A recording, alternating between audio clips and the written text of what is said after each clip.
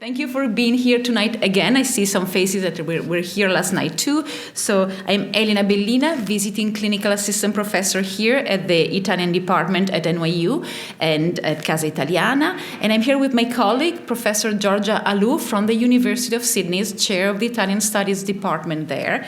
And we're very happy to see you back tonight for the second night of this event devoted to Italian prisoners of war and civilian internees and their creativity during World War II. This event title is Contested Memory of World War II, Italian Captivity, Mapping Italian on Screens in the US and in Australia. Tonight, the second night, after a very successful night last night, is all about Australia, and we will be seeing and hearing for the first time outside of Australian documentaries and details about audio and visual production that came out from Australia about Italian prisoners of war and civilian internees for the first time, I believe, in North America. This material never left Australia so far, and it's very interesting, I must say.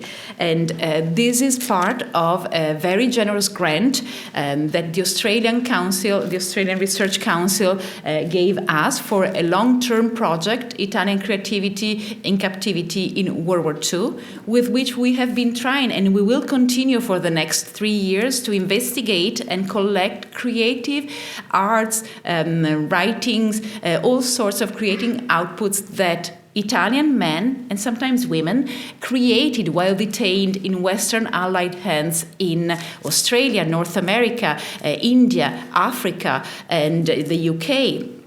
And we are trying to map all of these and explain how much it circulated while these men were detained, very often for 6 or 7 years, between 1940 and 1947, and how that material made a difference in the countries where it was produced.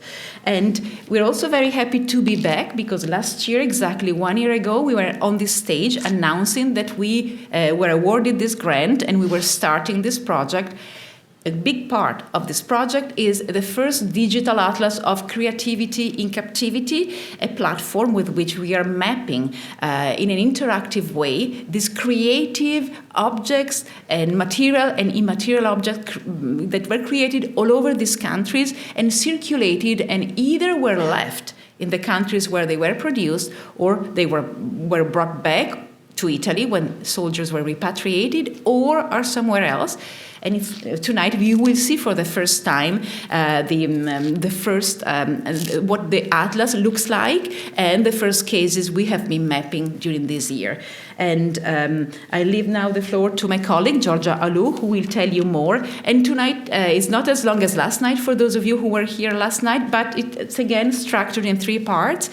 We are starting with an introduction about an overview of Italian captivity in Australia during World War II. And then we will watch for the first time this documentary produced by the Australian National Broadcasting Company in the 80s, in 1986.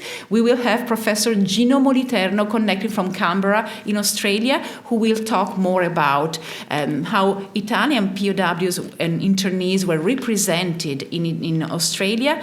And after his talk, there will be the first demonstration, the first workshop with the Digital Atlas of Creativity in Captivity, and a talk by Professor Anthony White from the University of Melbourne about two of these cases of internees in Australia and what they crafted while there, and then a Q&A section. So let me leave the floor to my colleague, Professor Giorgia, and thank you again to you, to Casa Italiana, to the NYU Italian Department, to the Australian Research Council, and to the University of Sydney. And this is part also of a collaboration with the Calandra Institute for their upcoming conference, The Bitter Bread of War, and an exhibition on creativity in captivity. Thank you, and please, Giorgia. Thank you.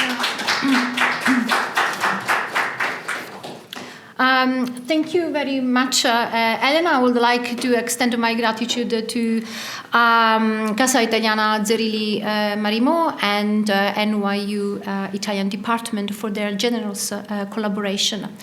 So the story that we are going to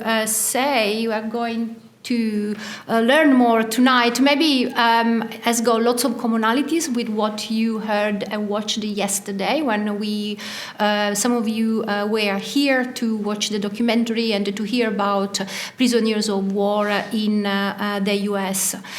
Most of the Italian prisoners of war captured by the Allied forces in Libya, then in 1941 were sent to Australia. And then we count around 18,500 Italian POWs who were finally, different stages they were dispatched to faraway Australia. And here you have got just a picture that I find it quite interesting. It's this group of, the first group of Italians who arrived. And as you can see, it's 1941. The photographs are basically followed, and then they were published on the local newspapers and so on, and you have others here. Why do I find them interesting? As you can see, basically we have some sort of stereotyping here. So for the Allies, the Italian army was badly trained and lacked discipline. And the Italian soldiers were considered cowards, and when captured, docile and malleable, apart from the fascist agitators, of course. So in these pictures, in these photographs, we can see how the prisoners' apparent reactions and emotions. Here we can see them suspicious, smirking, smiling, sullen, and so on, kind of are enhanced by the images and the words. Of course, they enhance this sort of stereotyping of the Italians.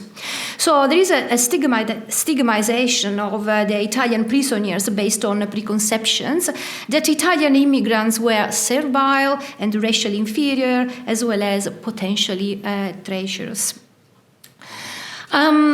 Together with these POWs, so these were servicemen, so essentially a male cohort, we have also a number of civilian internees. So we count around 4,500 civilian internees.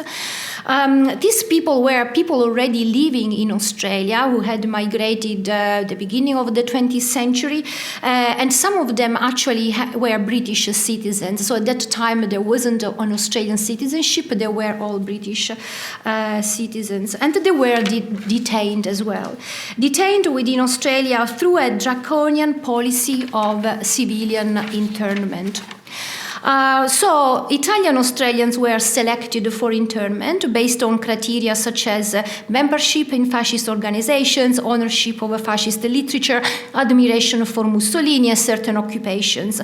So teachers, journalists, and community leaders were particularly targeted because of their influence. Also, some of the staff of the various Italian Australian newspapers had been interned, irrespective of their political beliefs, and also paradoxically, some anti-fascist individuals and also Jewish Italians were detained in Australia. Intelligence assessment often relied on stereotypes again and suspicion rather than concrete evidence of disloyalty. There was also a number of 425 Italian civilian internees who were transferred to Australia from elsewhere. They were coming to Australia between the 1940 and 1941, but they were arriving from Great Britain or from Palestine. So, yes, I mean, internment was common in wartime, as we know. Yet, it's quite interesting that some scholars in Australia have pointed out how during the Second World War, more than 18 camps formed an extended punitive and ordering network, mirroring the punitive space topologies that had characterized the history of Australia. So the historical practices of convict transportation, forced labor invasion and dispossession of indigenous lands, for instance, and lives, contributed to the establishment of this kind of regimes and a kind of power dynamics that shaped the people's relationships with the state over time throughout the years. So kind of this emphasizing exclusion from society, material deprivation in these camps, expropriation, removal and confinement. That is also typical of colonial and settler colonial societies. So tonight, why I'm saying that, tonight we will look at these two groups, the POWs, so the prisoners of war, together with the civilian internees, in particular in a documentary that, as Elena said, you will watch very soon. Because considering also the nature of their internment, yes, was somehow different. When we look at civilians, I mean, we need to remember that they were not just men, but also women and children. But nevertheless, they, both of them, both groups, both cohorts, somehow had this experience of racial and ethnic marginalization and cultural and linguistic alienation from a predominantly British population. And then both groups somehow experienced this displacement, being transferred or choosing to move from one country to the other because they were forced. If we consider the civilians who migrated from Italy to Australia in search of a better life, so they went through that displacement typical of any migration. And the POWs, as we know, they were moved all around the globe, from Italy, then to the Middle East because of war, then to India, and then from India to South Africa or Australia or the UK or the US. So both groups carried, I mean, have these things in common. It is also a form of double absence because they lost also their citizenship, if we think about that. You know, the POW, once they were locked in the camp,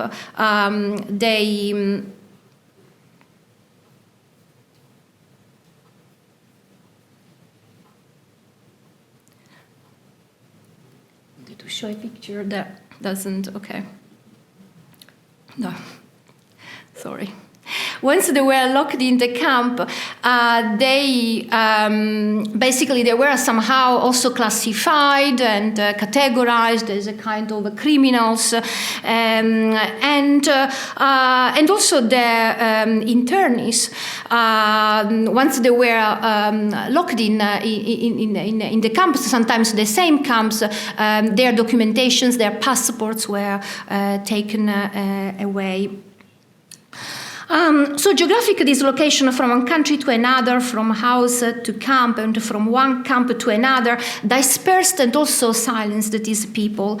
And the fading of these of their subjectivities, of their individualities, also continued after the war, because the civilians and also the POWs didn't enter the so-called kind of rhetoric or national rhetoric in Australia after the war. After the war, I mean, the ones who became the heroes were the Australian civilians or the Australian POWs who fought in Japan or who were made prisoners in by the Axis.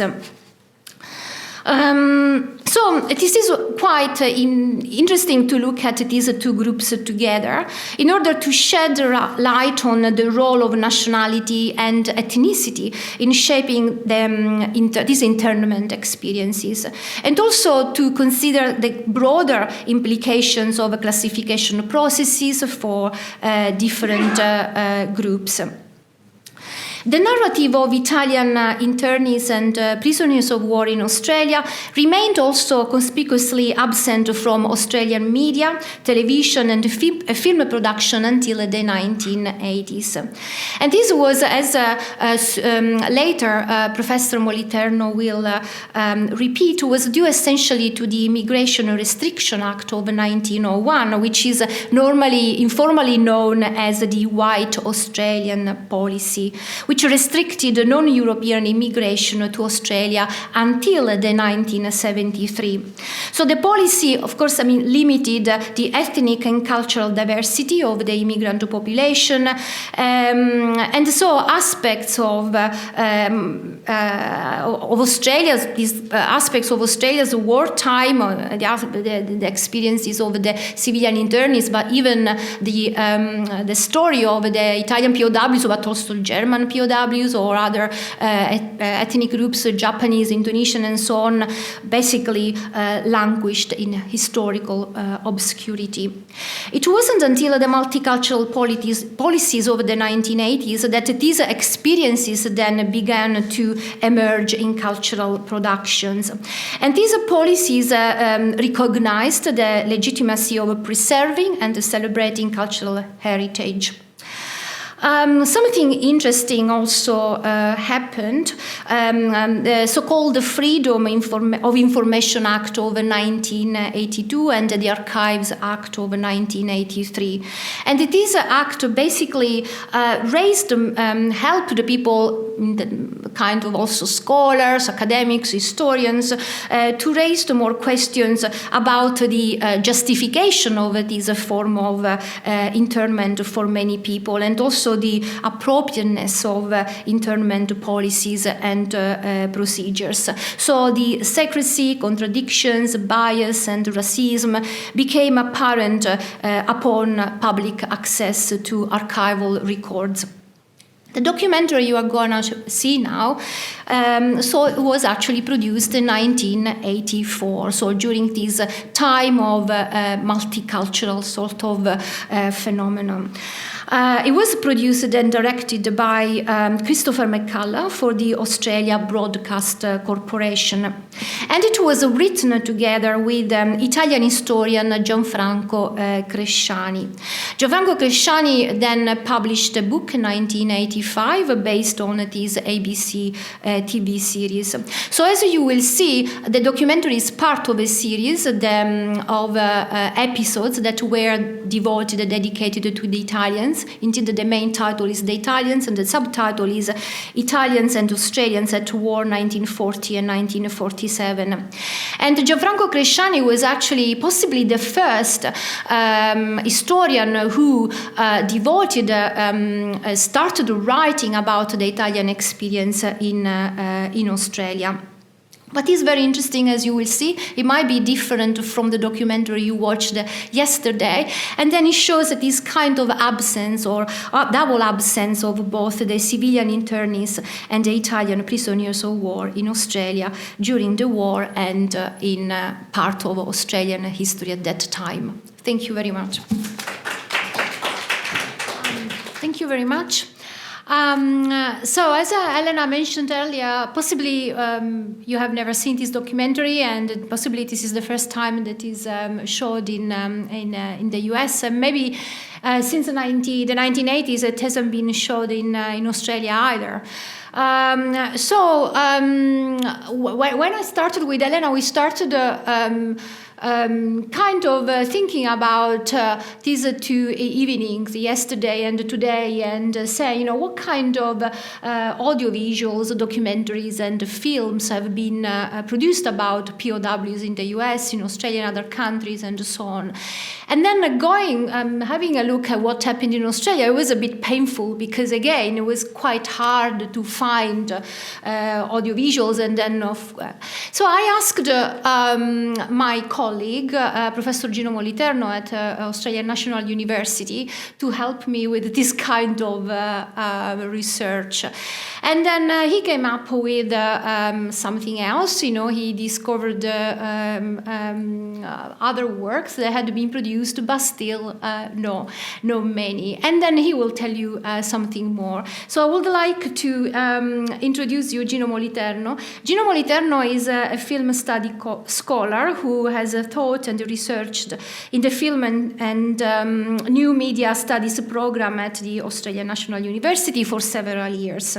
He has published on contemporary Italian culture, Italian cinema, and researched extensively the production of Italian-Australian filmmaker Giorgio Mangiamele.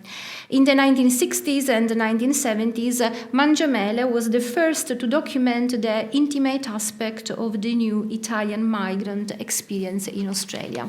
Thank you, Gino. Okay, well, I want to just start off by saying that I'm not an expert in the sort of areas that you've been covering in the last in these 2 days, but I'm really only here, and I was very happy to be part of the discussion because Giorgia contacted me to ask me if I knew anything about documentaries or films to do with the Italian prisoners of war that had been in Australia during the war. And I must confess that not only didn't I know about any documentaries or films, but I didn't even know that had happened. And I presumed, in fact, that Giorgia had gotten in touch with me because I had some background in film studies. And in fact, and because she knew that, in fact, I'd done some work on Giorgia Mangiamele, who was the first Italo-Australian filmmaker, a migrant who came out to Australia in 1952 and then started making films. The first film was made really about the Italian migrant experience. So I suppose it was likely, of course, that he might have actually made a film or a documentary, at least, on the prisoners of war before he'd come out. But I know his work quite well, and I know that he didn't. I don't think he knew anything at all about it, and I certainly didn't. But I did, following Giorgia's contact, actually try to inform myself about what had happened during the war with that situation of the prisoners, and also to see if there was documentation. Well, the first documentation that I did find, in fact, was something of, I mean, if I can backtrack a little bit, I did, of course, after reading quite extensively, find out that, of course, there had been something that had been quite a big thing in Australia during the war, that, in fact, the country had hosted, so to speak, 18,000 prisoners of war, as it turned out in the end, by 1935. Australia had agreed to take 50,000 prisoners of war in 1941, but it only ended up being about 18,000, and they came in dribs and drabs. And I did find the arrival of a sort of the founding document, if you like, of their coming to Australia, and this was the first that I could see. Now, sorry, I'm going to have to. Is the screen on? In Libya, nearly 150,000 Italians became prisoners of the gallant army of the Nile. This week, a large body of them, some sullen, some gay, disembark at an Australian port, a long, long way from home. Ferries bring them from a ship in the stream, and they're guarded by Anzac veterans of the Greek and Middle East campaigns. On landing, each prisoner is issued with an army overcoat dyed red and a tin pannikin. None of the prisoners claim to be fascists. An officer described them as king's men. But whatever they call themselves, we call them enemies, and shall be happy to accommodate them behind the barbed wire for the duration. All said and done, they're mighty lucky, Itais, to be prisoners in this land.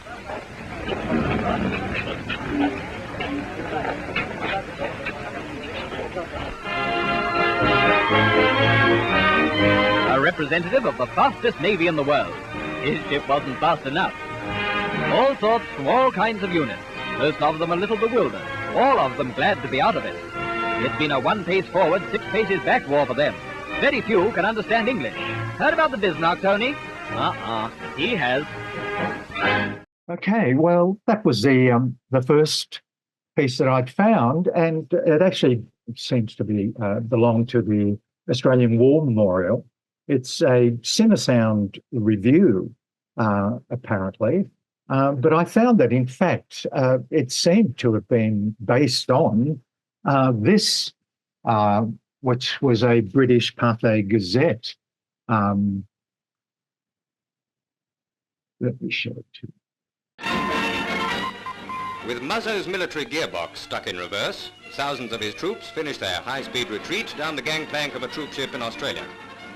As they head for a Commonwealth internment camp, each man is issued with an army greatcoat dyed red and a tin pannikin.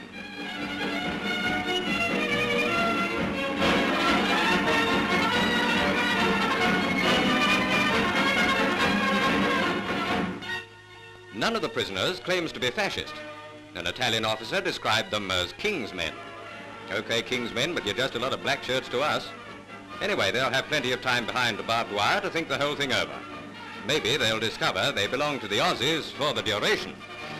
Okay, well, I think that's probably the original of the actual newsreels, and it's certainly much clearer. One thing that struck me about that was that if one got over the triumphal tone and the rather smarmy sort of attitude of the commentary, that the filming of the faces of the prisoners themselves was very, very compassionate. The camera was interested in them as individuals, and I thought, given that what then happened in Australia, that was quite a good augury, really. But it did turn. Sorry, now I'll. Okay. So that was the beginning. That was the first tranche, and after 1941, there were about another 14 or so phases of their coming, and they had been, in fact, until 1943, they'd been located in internment camps, and they turned out to be reasonably good prisoners. They'd been allowed to have their gardens and to do work around the camps, and even been dispersed to do a certain amount of work, sort of rural work, cutting wood and so on for a while. But the distinguishing feature really of their stay in Australia was that by 1943, just before, but then around the time of the fall of Mussolini and the change of government and so on, that they were actually allowed to be, as it were, bought by farmers in different parts of Australia in order to work on the farms with them unsupervised. And so for those last 2 years of the war, we had about 13,000 or so of those prisoners, of the 18,000 that all up came. So about 13,000 of them in small groups, in twos and threes, were allowed to be, as it were, hired by farmers at £1 a week, and the prisoners themselves are paid a small amount, but in order to be farm labourers. And the striking thing about it all was that it proved to be a very congenial, the Italians proved to be very congenial labourers. The Australians began to understand that, and they became friends. And so, in fact, at the end of the war, when they were all meant to be sent back to Italy, a lot of those farmers, soldier farmers, as they get called in one study on the phenomenon, wanted to stay here. Some of them have formed quite strong, even romantic relationships, and so didn't want to go back. They were forced to, some of them escaped, but eventually they were all made to return to Italy. But because they had formed such strong bonds, about 20% of them actually returned, and they returned being sponsored by the farmers for whom they had worked during that period. So in a way, it was quite a memorable, I mean, the Australians started off, generally, there was a bit of hostility towards them, though, as I say, from the newsreel, it does seem that from the beginning, they were certainly less hostile to the Italians than they were to the Germans and later on the Japanese. But as I say, by the end of the war, they had become friends, and this had become a real feature of the period between the war in Australia, and especially an important phase of the Italian migration to Australia, and so the Italo-Australian experience. But as I say, it seemed upon first looking that in fact it had then been forgotten, and even, for example, the prisoners of war who returned, sponsored by the farmers, really seemed to have gotten mixed up with the general tide of Italian migration to Australia that happened during the 50s and the early 60s. It did turn out, though, that the more that I looked, that in fact, sorry, I'm going to have to do this again. That in fact there had been, within, if I can put it this way, Giorgia and I talked about it and came to the conclusion that there hadn't really been much documentation of the phenomenon after the war, even though so many Italians have been coming out.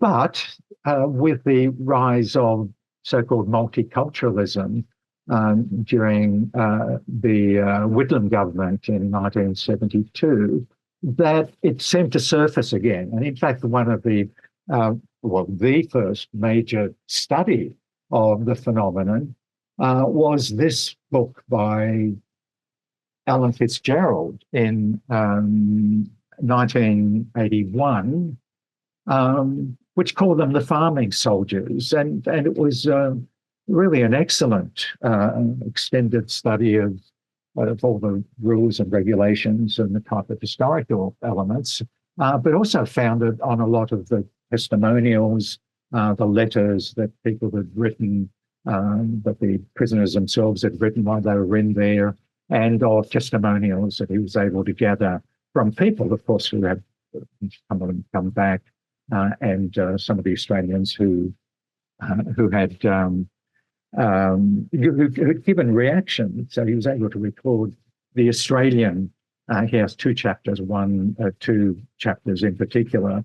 One called "Down on the Farm, the Australians," and one "Down on the Farm, the Italians," where he does in fact record the reactions of each other, and it was by and large a very positive reaction, and the Australians managed to, as it were, discover the Italians, and that in part led to the inclusion of the Italians as part of the immigration take that was determined for the immediate post-war period.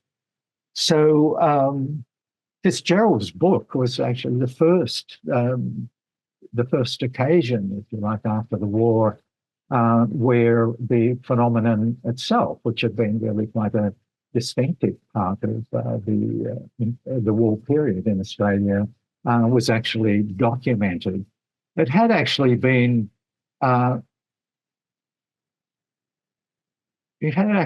slightly anticipated by Giancarlo Cresciani's study of fascism, anti-fascism, and Italians in Australia from 22 onwards. And he has a chapter there on the war years, And there too, he details some of the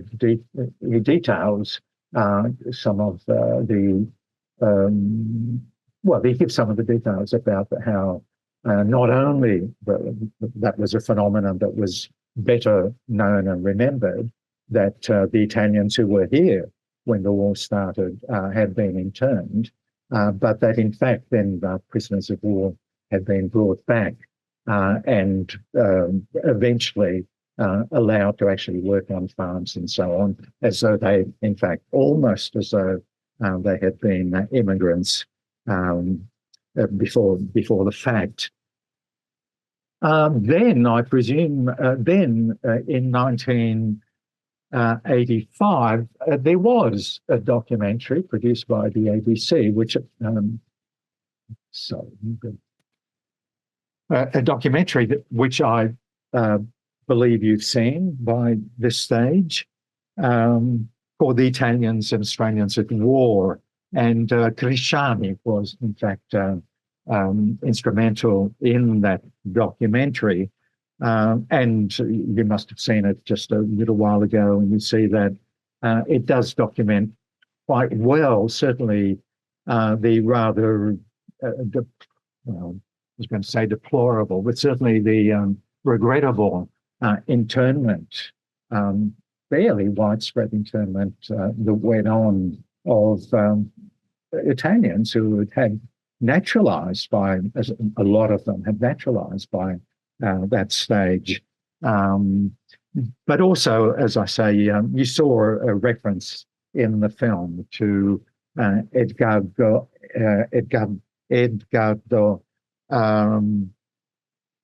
oh gosh, how can I have forgotten his name?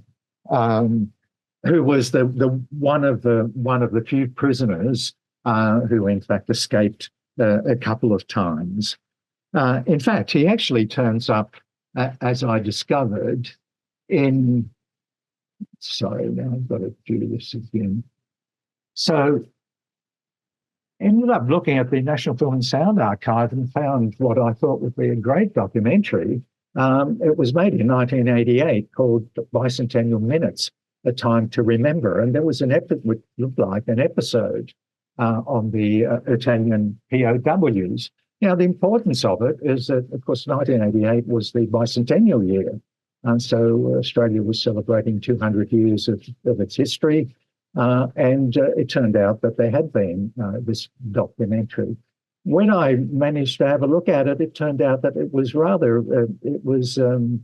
even episode 38 was only 2 minutes long. So the whole documentary was, in fact, a number of 2-minute episodes that the ABC had made for screening on Australian television during that year. And when I looked at it, it was a rather light, very quick look at the phenomenon itself. It did show that first newsreel that we saw, the very first one that we saw. And after that, it was simply Peter Luck, who was a presenter outside the Murchison camp, or what was left of it, talking about the fact that there had been prisoners of war in Australia, and noting the fact that a lot of them had actually ended up going out to the farms and even wooing farmers' wives and so on. And this was a time to remember. It was only 2 minutes long, but I thought it was interesting that then by 1985, we actually do get that was 1988, 95, 98. In the 80s and then moving into the 90s, that in fact there was a remembrance of the phenomenon in Australia. Just after that, in fact, there was another audio documentary on the ABC by Bill Bunbury in a series that he had, Talking History, where he had 3 episodes, but he had one episode on the Italian prisoners of war in Australia, where he actually had the people that he could get to talk about it by that stage, the Italians. and one on the Australians in Italy. So it was rather even-handed. It hasn't been possible to actually get that audio documentary, but it did happen that Bunbury got so much reaction to it that he was able to make a book out of it. And although the book only came out in 1985, and the book was called Rabbits and Spaghetti. And rabbits because, in fact, a lot of the prisoners, when they'd ended up on the farms, had seen just how much rabbits were around. And of course, they wanted to make their pasta, and they made spaghetti, and they taught the Australians too to make rabbits and spaghetti, to make sauce, meat sauce and spaghettis. As we move into the 90s, we see that the phenomenon starts to get continues to be remembered. There are quite a number of interviews, long interviews, 1 hour oral history interviews at the National Library. One in particular in 1991 by Bob Willis and John Meredith, had been making a lot of documentaries in Australia, especially former musicians and so on. And they also made, I gather, several, but certainly one that seems to be there, of a former POW in Australia called Michael Laricchia, who'd been at the Cowra camp. There are a number of other books as well, one by Kay Saunders, Down on the Farm, Italian POWs in Australia in 1941, 1947. And then in 1998, there was actually a film. So it was very interesting to see that, in fact, the film, and I'll come back to the film in a minute, but there was a full-length feature film in 1995 called 15 Amore, and we'll be able to see at least the beginning of it in a minute. In 2000, there was another documentary called Reluctant Enemies, directed by Maria Childcott. But that's been pretty well, it's been findable, but unviewable. In it, though, she published a companion piece in a journal called Italy Down Under in the same year, in 2000. And in it, she really goes over the type of portrait of that period and the people involved in print. And in particular, she actually managed to talk about one of the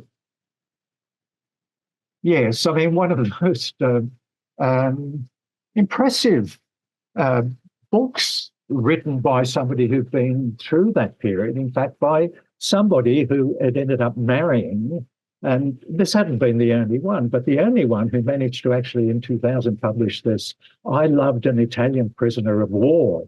Now, it sounds halfway between sort of horror films of the 50s or 60s, like I Married a Serial Killer and Mills and Boon. But in fact, it's 400 pages long, and it's very, very detailed. And it's one of the best portraits, I suppose, from the point of view of somebody who actually lived the period. And then he, as it was, both he and she, who had taken up together on the farm, escaped when he was being forced to go back to Italy. They were recaptured. In the meantime, they actually married and had a child. But they sent him back anyway. She then fought to get him back here. He did come back, and in fact, they managed to live happily ever after until 1994, when Dominic Camargo, the prisoner of war, had died. But this is a really amazing book, and as I say, a lot of that documentary by Chilcott is with Colleen Calandra. There were during the 90s, of course, with the coming of internet and so on, there was a slew of publications and even quite a number of homemade video autobiographies of prisoners telling their own stories. And perhaps the best way to illustrate that is she had been working towards this, but in 2015, she was able to set up this website, Footprints of Italian Prisoners of War in Australia, and created quite a network for those prisoners of war and, of course, their descendants and so on in Australia to be able to post material, to give, to write autobiographies. And as I say, there are also quite a number of videos that were made that ended up on the internet. I don't know, because I can't see you, Giorgia. I don't really know. Do I have time to perhaps play that?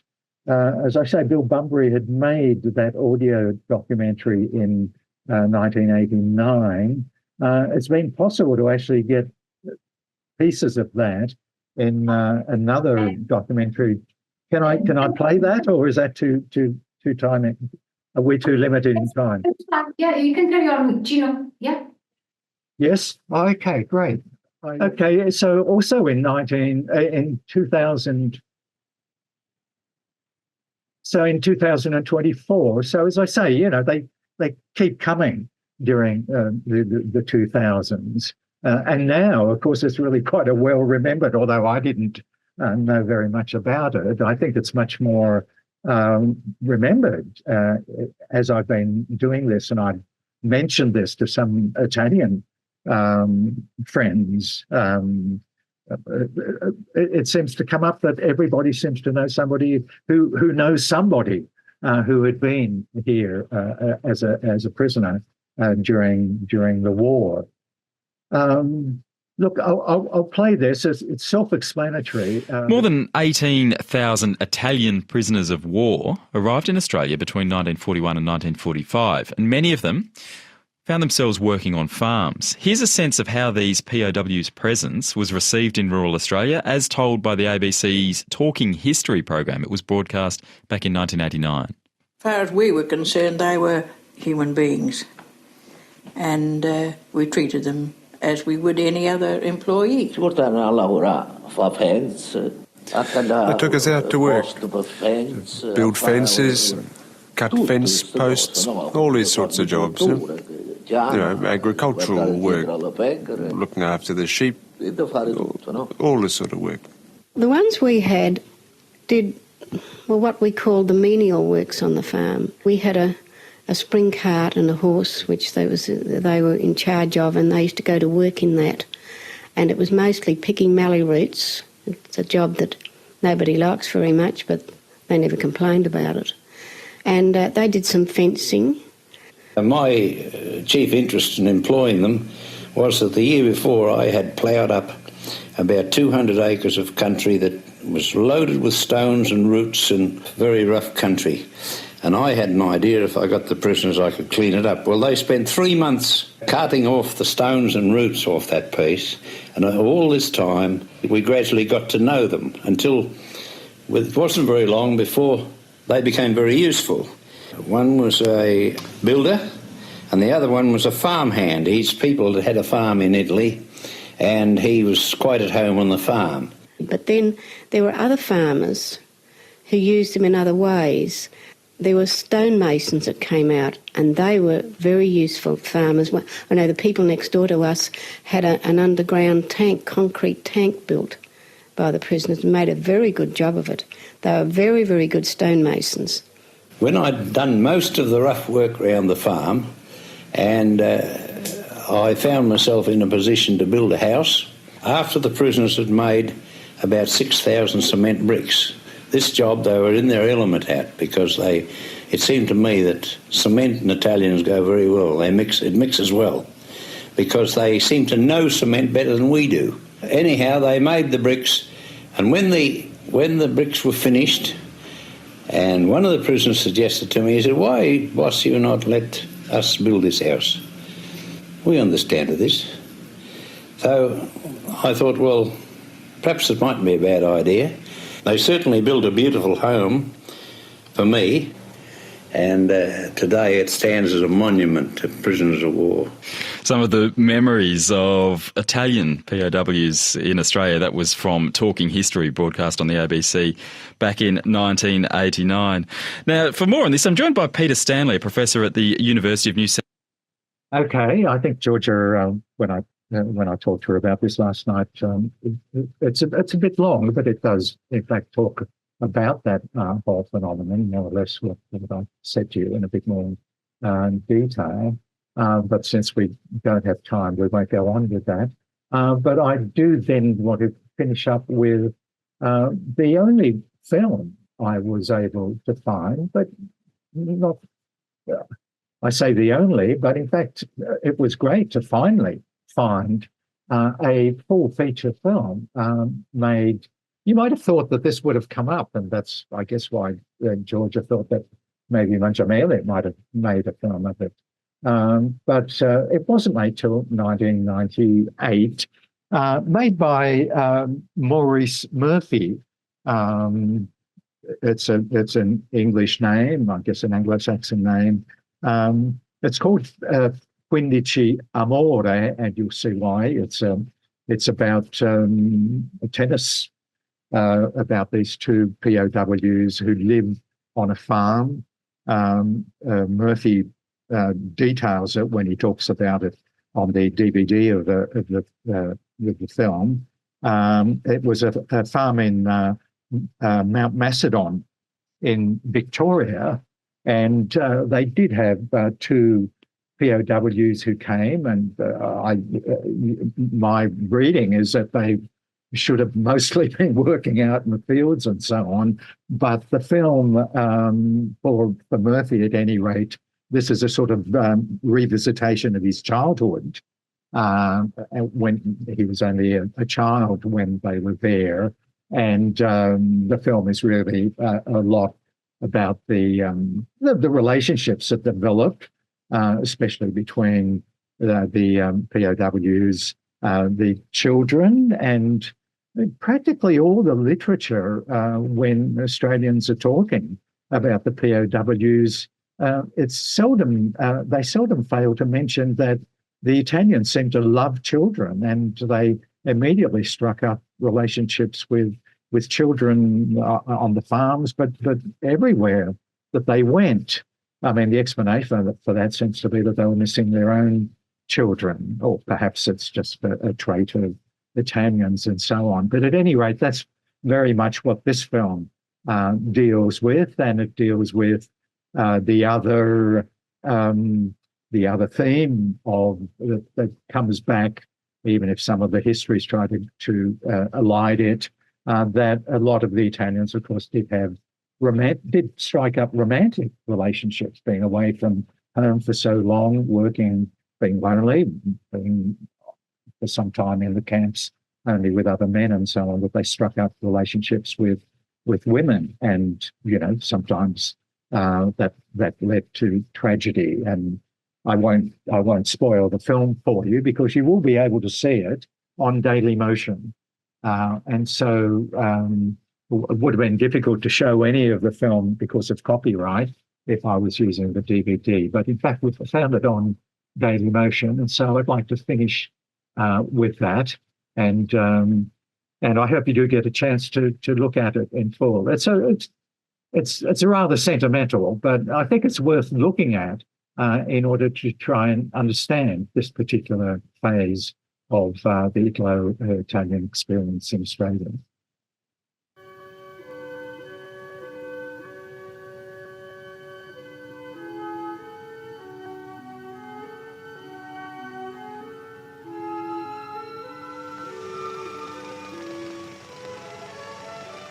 I think this is important. 17,000 Italian prisoners of war were brought to Australia, and our family were given 2 as labourers. They became our wartime fathers, and I became Italian. Beneath the quivering leaves, where shelter comes at last, all sadness sinks to rest.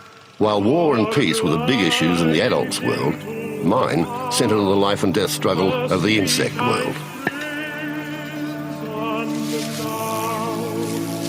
In the soft silken boughs, oh my love, come beneath the trembling stars.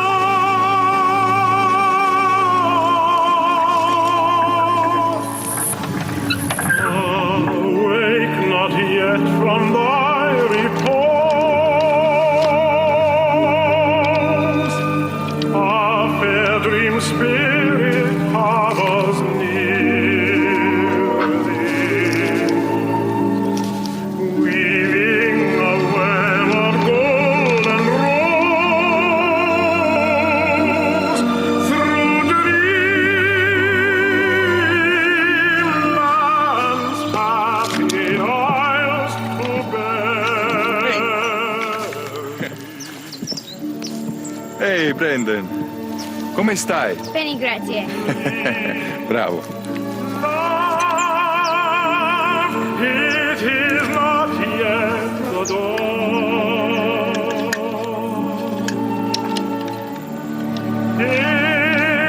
Angels guard thee, sweet love,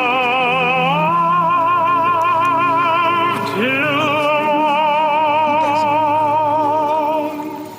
My mum, Dorothy McClelland, always said that the happiest years of her life were during World War II. While our father was fighting the Japanese in New Guinea, at home, risking life and limb as mum's ball boys, were our Italian prisoners of war, Alfredo and Joseph. Okay, well, I don't think we can see much more of it, but I hope that at least entices you to have a look at the film, and it is there available for viewing. Thank you very please much, do. Gino. Thanks a lot for this overview of.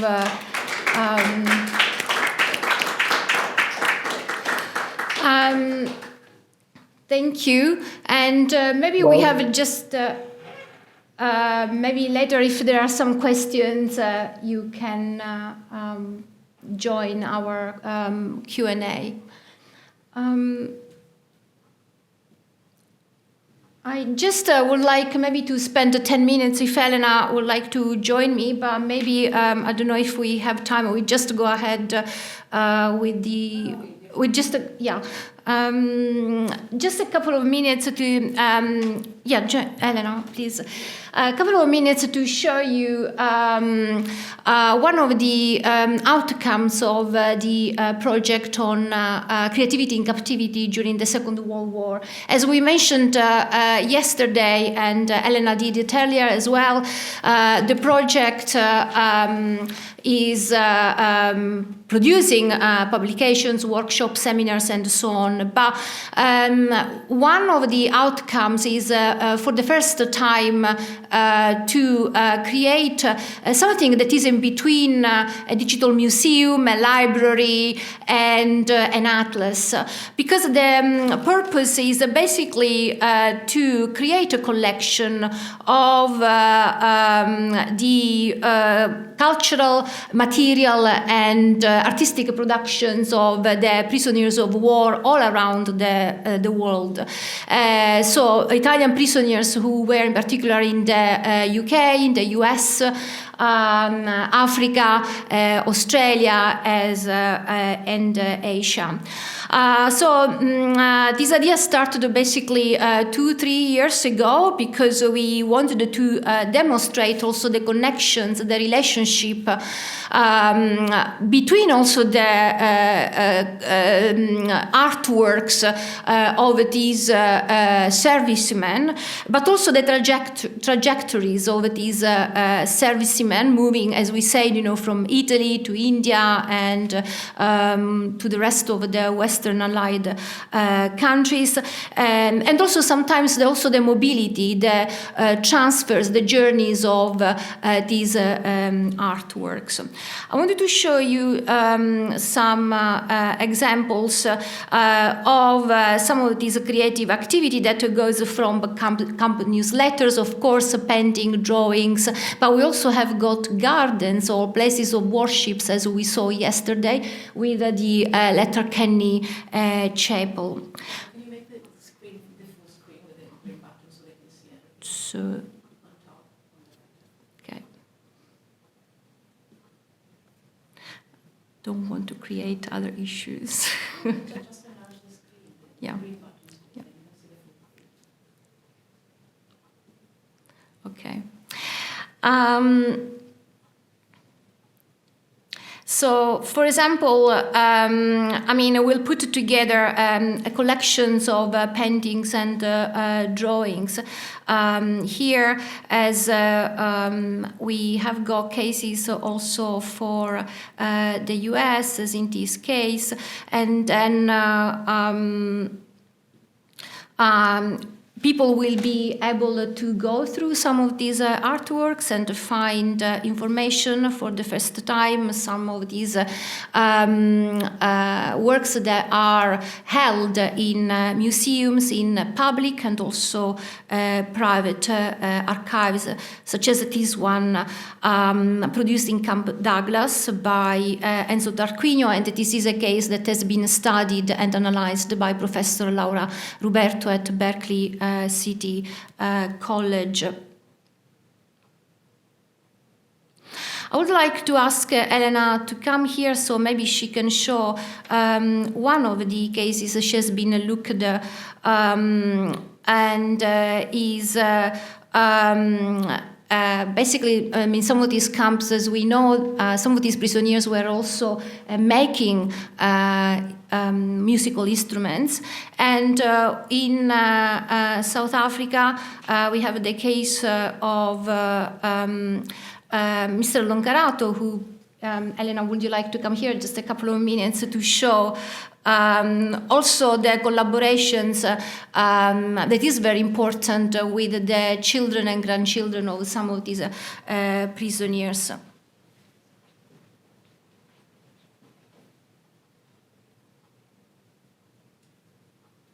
Thank you so much. So last year we had Elisa Longarato, who was the daughter of Vittorio Longarato, who came to this stage with the suitcase with which her father came back from South Africa, from the Zanderwater POW camp for Italians, north of Johannesburg. In the suitcase that he made himself with tins, he brought back the banjo mandolin that he crafted with very poor materials that he found in the camp, books that belonged to the POW libraries in the camp, shaving products, musical scores that he wrote himself. And we've been working with Elisa Longarato, the descendant, the daughter, and we have been reconstructing all his history from the moment he he was a civilian. He was drafted as a bersagliere in the province of Vicenza, and he was then sent to fight in North Africa, and he was captured north of Tobruk, and then brought first to a hospital POW camp because he was wounded in battle and found almost dead. And from there, from this camp near Geneifa in Egypt, he was then brought by boat through the Suez Canal to East Africa and then to South Africa. In South Africa, in Zanderwater, there was the largest POW camp for Italian prisoners ever built, through which 100,000 Italian military prisoners went through.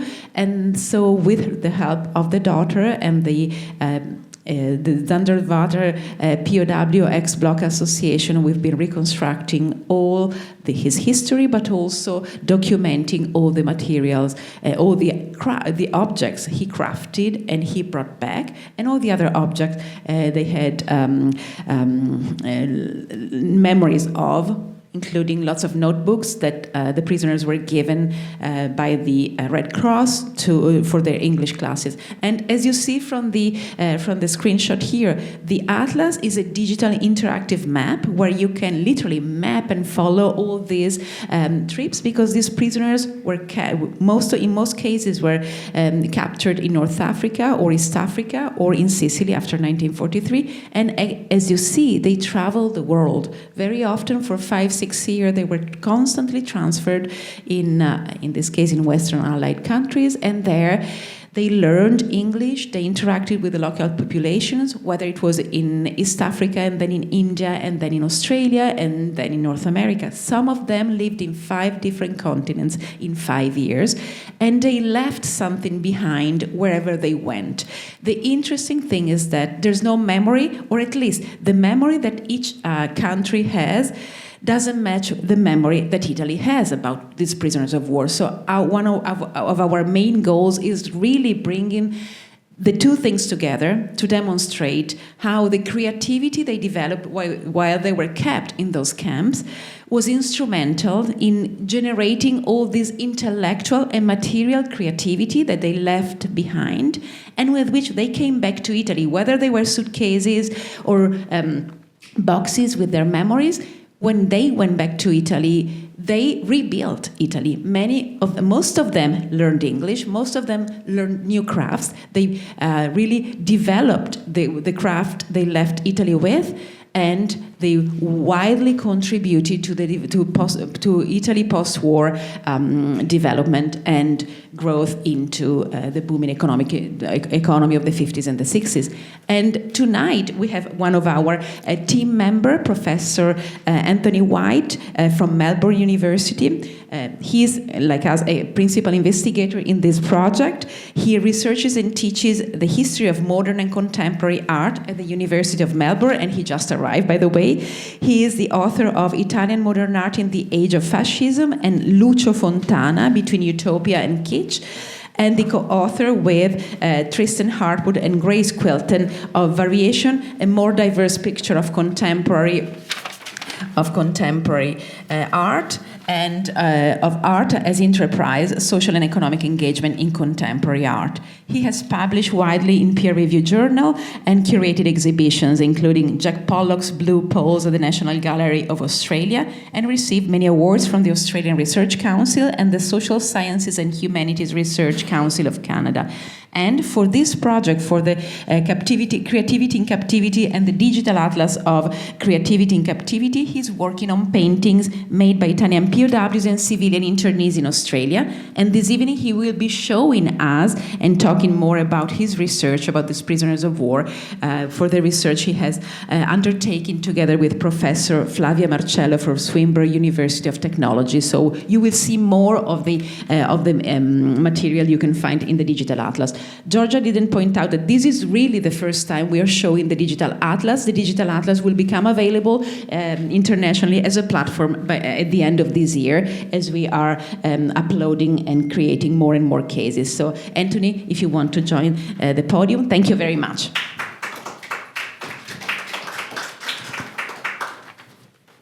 Thank you, Elena. Thank you, Giorgia, and thank you to Casa Italiana, New York University. And thank you to the United States government for letting me into the country. I'm here. So today I'm going to turn on my PowerPoint, which must be on the screen here. Thanks for coming, everybody. And I want to say a few words. Myself, Anthony White, second name there, and Flavia Marcello, as Elena was just referring to. We're working as part of this project, which is fantastic to be involved in. Really talking about things that people don't, in Australia, really know almost nothing about, and people who know anything about it don't talk about it. So our work is to kind of put those two people together and get them talking, which is what we're doing today. I speak here as the great-nephew, actually, of a guard who was in the garrison battalion guarding some of the Italian prisoners of war in Australia back in the 1940s. And he was Cyril, his name was, and he was also an artist. And my father says that my uncle spoke very fondly of his time as a guard, but it's made me reflect on, what does it mean to have, a great uncle who was a guard, kind of keeping people under lock and key for no good reason, as far as I can see. So this is partly about that as well. So as we all know, as we've spoken about this many times now, during the war, World War II, over 18,000 Italian prisoners of war were brought to Australia and held in these camps across the country. And among these 18,000 soldiers were artists. And their works, in many cases, have been preserved. They exist in private and public collections, which will find their way onto the Darcy website, which we were just looking at. But it has to be said that even though there are these really important artworks, some examples of which I'll be speaking about today and you see here, really haven't been given a proper attention so far. So that's what this talk is about. So I'm going to be looking at 3 types of work produced by Italian POWs in a place called Calandra, which is a place in New South Wales, where there was a camp holding Italian prisoners of war. And I'm going to talk about the first one here. You'll get to see it a bit better when I show you the next slide. There's a fountain which was built by Italian prisoners of war in the compound in the Calandra camp. Some landscape paintings by an artist, Carlo Vannucci, who we were looking at just earlier. And on your right, some religious altarpieces by Carlo Vannucci and Eliseo Pieracini. And Flavia and I argue that these works are an expression of what we can describe as a carceral aesthetic, right? A kind of art made in prison that has a particular kind of appearance because of its basis in a prison experience. It's connected to both the material conditions of being in prison, but also the emotional conditions of being in prison. And we're going to argue today that this art, the examples you see here and many others like it, that was created in captivity was not just a kind of pastime, to fill in the empty hours, but actually was an assertion of an emotional and cultural connection with place that defied the harsh realities of incarceration. Now, I won't go into a lot of detail because we've spoken a lot about this already, but the World War II in Europe resulted in the 18,000 Italian soldiers finding their way to Australia as prisoners. And Calandra, you can see, is listed there on the list. It's number 13. It's a town in New South Wales, and we'll be speaking exclusively about that particular camp to exemplify what was going on in the other places. This camp held about 5,000 Italian prisoners. Prisoners in Calandra lived under tightly regulated conditions. There were daily routines, including roll calls, meal distributions and work assignments. And soldiers were working on the farm, or on the camp, I should say. Sometimes they worked outside the camp, as we've seen already today. And they had a kind of relative freedom to do things, but their life was also very regulated. So physically they had this constrained life, but also mentally there was psychological strain, there was boredom, isolation, frustration. Inside the camp and other camps around Australia, there were internal tensions, there were conflicts over politics, there were incidents of violence, including one politically motivated murder, which happened at a camp in South Australia. There were also various forms of mental breakdown among the prisoners. So it wasn't a summer holiday. It wasn't a concentration camp. It was a complex and difficult experience for the prisoners. And we argue that art in this context emerged as a medium which allowed prisoners to articulate a response to their constrained lives. So I'm going to look at the art today, which I'll show you in a minute, in relation to this idea that I've borrowed from an author called Nicole Fleetwood, who wrote a book called Marking Time, Art in the Age of Mass Incarceration. And this book is about African-American experience of incarceration in this country, but the lessons from that book are really relevant, we think, to the experience of other forms of imprisonment, and in particular the Italian prisoner of war experience in Australia.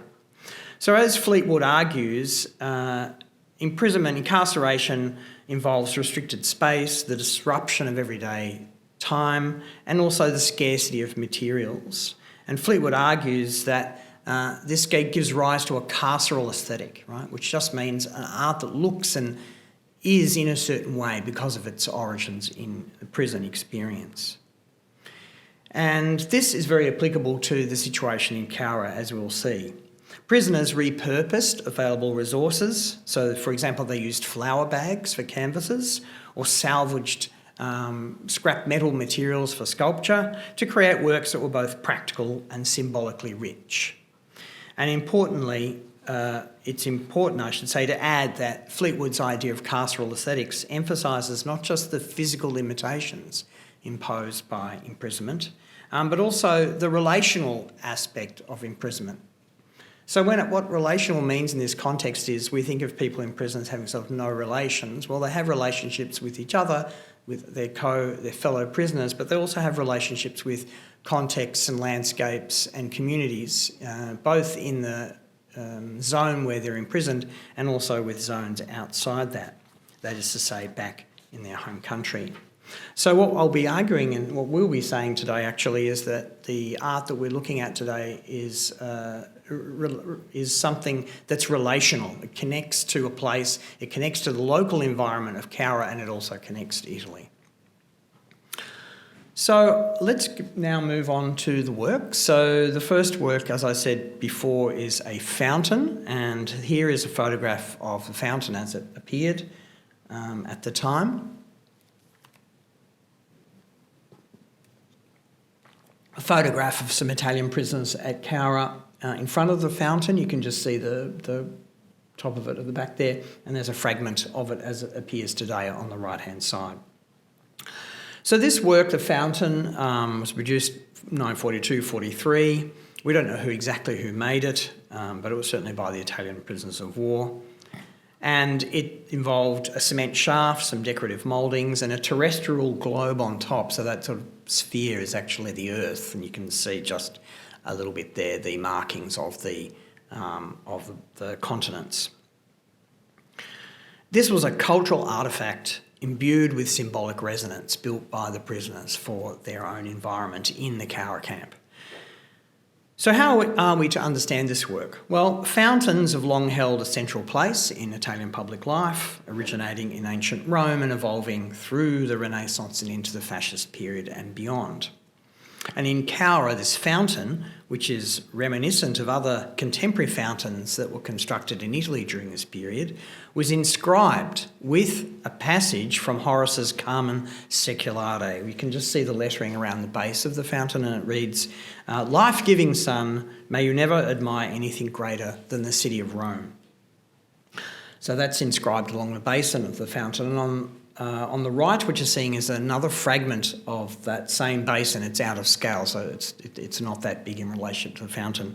And that reads XXIEF, which stands for the 21st year within the fascist calendar. So that actually is... the amazing thing about, in Australia, like stuff can just be left lying around and no one pilfers it, like it's just kind of sitting there. Perhaps nobody understood what it meant. My understanding is it's the only recording of the fascist calendar date anywhere today in Australia, so it's quite a unique object. But some amateur archaeologists sort of found it, and now it's being kept. But it's a really interesting artefact. So these inscriptions, both the Horace and the fascist calendar there, reflect an enduring attachment on the part of the prisoners of war at the time, both to their Italian national identity, but also to the right-wing ideologies of Mussolini's Italy. But aside from its more strictly political significance, the fountains function as a communal gathering point within the camp, similar to other fountains in Italian cities built throughout history, enabled prisoners to create a sense of connection, not only with each other in the camp, but also with their distant homeland. So you can see that idea of the relational aspect of carceral aesthetics that I mentioned earlier coming to the fore. So now the second group of works I'm going to look at are the landscape paintings by Eliseo Pieracini and Carlo Vanucci. Pieracini first on this slide and Vanucci on the next slide. So the artistic output of these two individual prisoners of war offers further insight into how art functioned during incarceration to forge connections or relations with both a local and a more distant landscape. Now, Pieracini, who was from Viareggio in Tuscany, produced a range of works during his imprisonment using materials that were made available to him in the camp by the camp staff, so he could request materials and sometimes salvage things and use them. So two of his landscapes we're looking at here, Old Agricultural Station on the left and Harbour Scene on the right. These render the local environs of Cowra on the left and an imagined connection to his native Italy. So it's sort of like Cowra, Italy. Old Agricultural Station depicts neighbouring rural farm buildings which were sort of on the perimeter of the Cowra camp, which Pieracini has here rendered. And what I find interesting, or we find interesting about this work is that it's a painting which is unmistakably Australian in the sense that it has what we call a cattle grid. I don't know if that's what they're called here, but they're sort of bars in the ground. The cows won't walk over it because there's sort of big gaps and they don't like walking over that. So it's kind of like a magic fence. And then the big veranda of the house back there is also, I mean, it's not unique to Australia, but it's very typical of Australian architecture in the rural setting. So, you know, it's really redolent of the local context. And so it's a work which really speaks to that immediate environment that the prisoner is in. And it's also at the same time, though, I would argue, very much related to works made by Italian landscape painters such as Ardengo Soffici, the regionalist painter who was part of the so-called super country, a Storia Paese movement in the first half of the 20th century. And we argue that, you know, there are a lot of formal reasons why we can see these works as being connected. So it's both connected to an Australian context and connected to an Italian context. It's this relational aspect of the carceral aesthetic. The work on the right is a different one. It actually memorialises the artist's hometown of Viareggio, the seaside town, in a style which recalls both compositionally and emotionally the work of the Greek-born Italian painter Giorgio di Chirico, whose work I'm showing you here, The Enigma of the Arrival in the Afternoon. Pieracini's work evokes both nostalgia as well as a subtle commentary on arrival and departure, a metaphor for the enforced diaspora of the Italian POW population.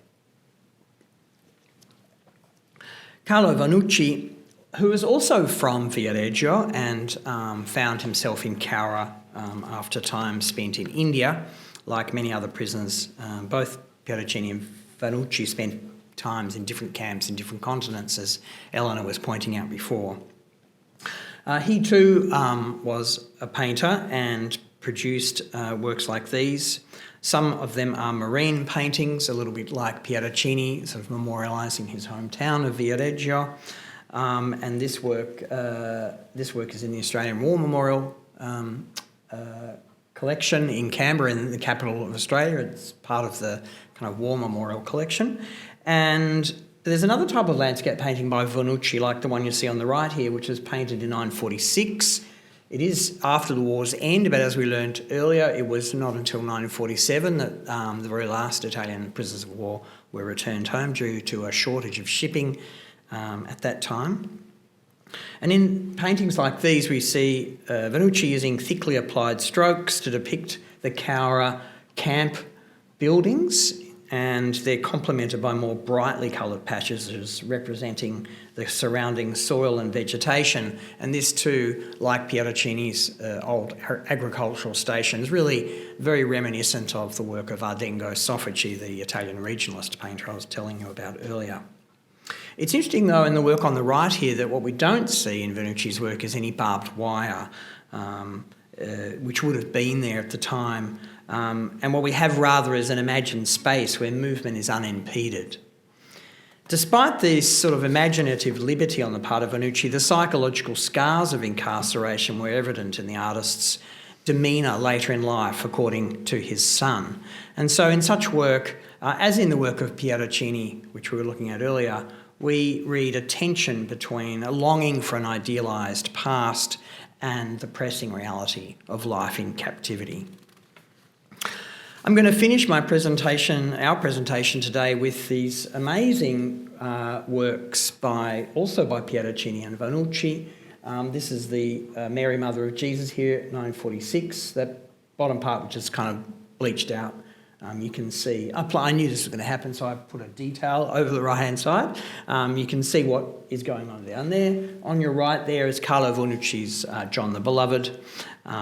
These are altar pieces produced in the camp in Cowra. And these are, again, like the works we were looking at earlier, connection with local landscape, connection with home country. These works too are doing the same thing. These are a conduit for cultural connection. These works were produced for a camp chapel, which was built into one of the structures inside the camp. You can see a black and white photograph of how they were actually installed. The crucifix in the middle there is no longer existing. We don't know what's happened to it, probably destroyed. These works are in the Cowra Regional Gallery collection, where the camp was.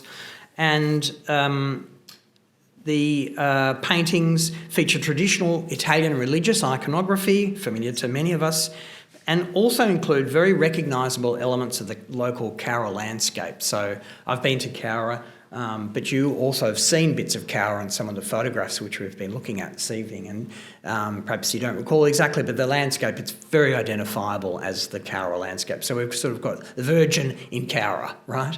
And we've got John the Beloved in Cowra. So, it's really a bringing together of these two very important places, significant places within the artists' lives. Invoking familiar iconography and inscribing their works as dates and personal signatures of identity as artist and prisoner, the creators of these works claimed a space for themselves, a home away from home, and forged a communal bond among detainees. And you have to think about the way in which prisoners' political and cultural expressions were subject to constant scrutiny and censorship. And so this act of creating and displaying religious art provided a form of what you might think of as a non-verbal resistance. The chapel actually became a site where the spiritual and the political intersected, providing a solace and a means of responding to the oppressive realities of life in a prisoner of war camp. And there's one important detail which hopefully you've noticed on the bottom right-hand detail of Pieracini's Virgin Mary, which is the barbed wire, which wasn't present in Vanucci's landscape. And actually the Virgin Mary is just sort of treading on that barbed wire and the little traces of red paint around there, signifying blood. So it's really a really sort of poignant way in which symbolically the artist is referring both to the physical tools of confinement and to the crown of thorns associated with Christ's passion, perhaps making a relationship between his own experience and the experience of our Saviour. So today we've explored the artistic production of Italian prisoners of war in the Cowra camp during World War II and wanted to demonstrate how their works embody a distinctive carceral aesthetic, bringing together relations between prisoners to a local landscape and also of the prisoners to, at that point, far distant homeland. The analysis of this fountain, the landscape paintings and the religious altarpieces reveal a complex interplay between cultural identity, connection and resistance. The works allowed the artists to express their longing for home and also to challenge the dehumanising conditions imposed upon them by forging living connections with the local environment and their home country. And by situating these creative endeavours in a historical framework, we contribute to a broader understanding of how art in confinement can serve as a vehicle for communal expression and cultural connection. The legacy of this art extends, we argue, beyond its immediate context, offering insights into the enduring power of creative expression to transform even the most oppressive environments. Thank you very much.